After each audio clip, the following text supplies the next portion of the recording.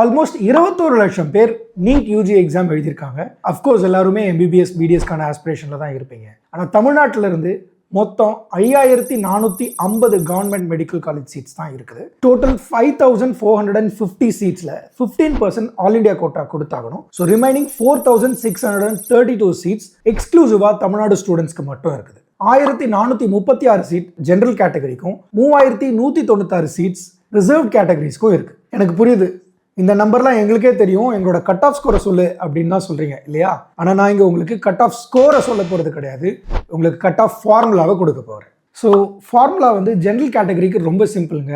Your rank should be equal to 1436. இப்படி இருந்ததுன்னா you are assured a seat. இல்லை அதுக்கு கீழே இருந்தது அப்படிங்கிற பட்சத்தில் you may or may not get it. ஒருவேளை நீங்கள் ரிசர்வ் கம்யூனிட்டியாக இருந்தீங்கன்னா உங்களோட community rank should be equivalent to number of seats that are available in your community. So BCக்கு 1227 seats இருக்கு அப்படின்னா உங்களுடைய கம்யூனிட்டி ரேங்க் 1200ல இருந்து 1400 இருக்கிற வரைக்கும் you can definitely be assured of a government seat. Anything above that you're on the mercy of other people.